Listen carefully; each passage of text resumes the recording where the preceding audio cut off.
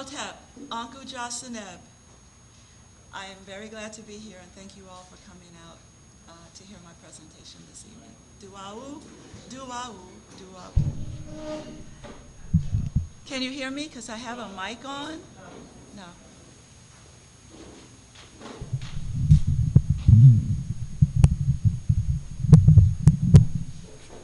No. Okay, let's start again. Yim Hotep, Anku Jasaneb.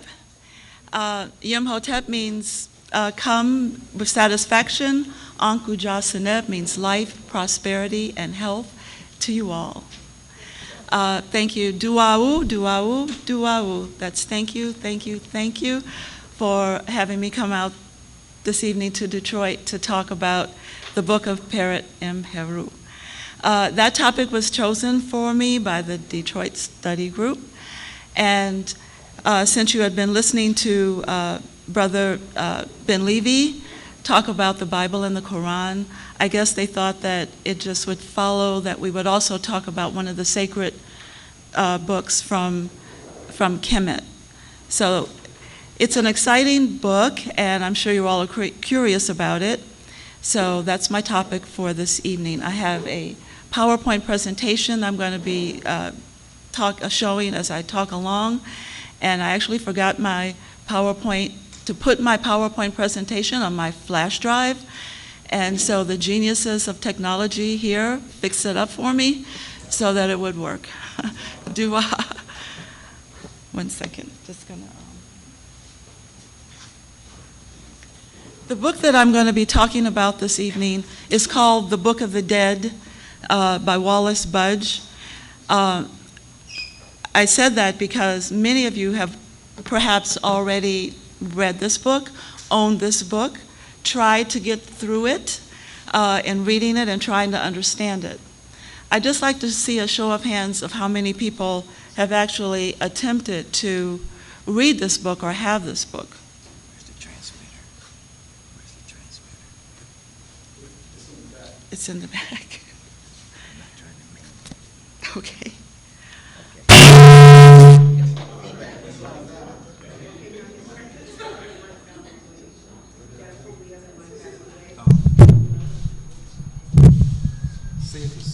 Go ahead.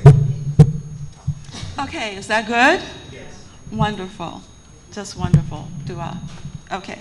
So most of the people in the room have actually either owned a copy of this particular book by Wallace Budge called The Book of the Dead, or have perhaps looked at it in the library and tried to read it and understand it.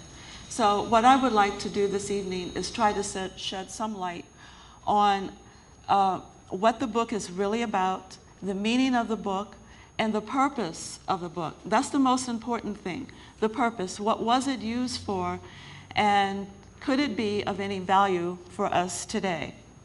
The book is very old, first of all. The book goes back thousands of years, and by that I mean at least 10,000 years before Christ. The book is found in the early periods of Kemetic history, early dynastic, if you wish.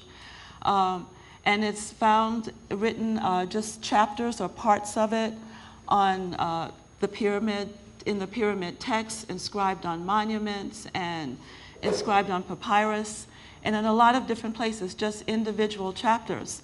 And throughout the historical period, these chapters are put together by people to make a larger papyrus, which we can call book. This literature is obviously very important because it continued to be read and used from about 5000 BC all the way to the end of Kemetic history. It was used continuously for that long. And we are still using it today. We still read it today. So for that many thousands of years, this book has been very special, and that's why we really need to take a look at it and pay attention to it and see and ask ourselves what was so special about this book.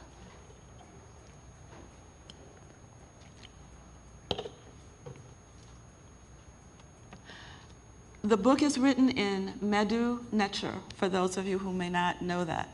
Medu Necher is the name of the language that was spoken by the people in the Happy Nile Valley over 10,000 for about 10,000 years before Christ, and actually even longer than that. Whenever, when I say a date like 5,000, 10,000, 3,000, no matter what thousand date I say, one of the things that I always have to reflect upon is when I read other people's history, when I read the history of Native Americans, for example, they say their history goes back 26,000 years that they have knowledge of. When I look at the history of the Chinese people, they put their history back 15,000 years. Everybody puts their history, dates their history and the knowledge of their past in the double-digit thousands, except us.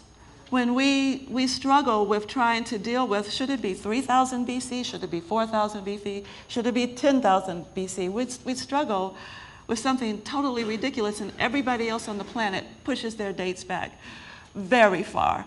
And I know that they are not, well, they may be, but they probably are not as old or have as old a civilization and culture as the African Kemites did. So think about that next time we quote dates. I'm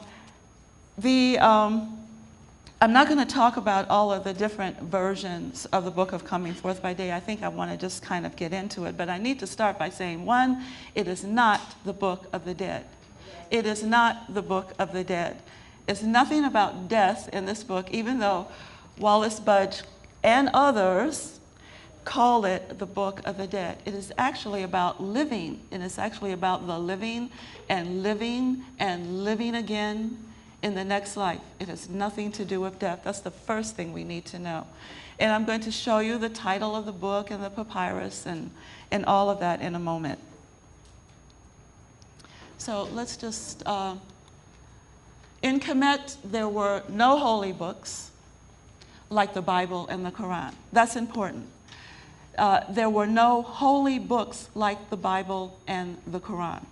This is not a holy, well, it is not a book like the Bible or the Qur'an. In other words, it's not a book that you should pick up every day and think it's going to teach you how to live a better life. It's not that kind of a book. There were no religious doctrines in ancient Kemet. So, for example, in the Bible, we have religious doctrines like the Book of Laws and the Proverbs and the laws in particular.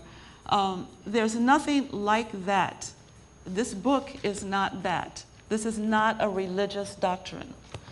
There were no written laws. As a matter of fact, Kemet itself didn't have the kind of justice or judicial system that we're used to in the West.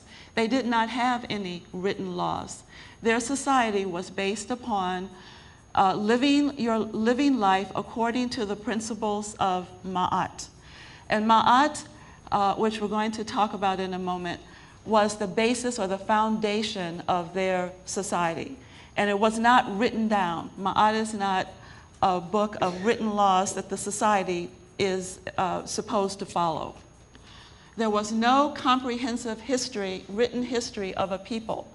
That means, for example, in the Bible you have, especially in the New Testament, you have the genealogy from Abraham through Jesus, and you have a genealogy. And in the Old Testament, you have a history from Adam to Moses and all of the others. We don't have anything like that in Kemet. And this book is definitely not that either. In Kemet, people lived their lives based upon the principles of Ma'at. They had much plentiful moral and ethical teachings. And you can read some of these through translations, and they're wonderful to read, teaching people how to live their lives, how to be honest, good, moral, ethical people. There were many books or scrolls about the afterlife, and that is what the collection of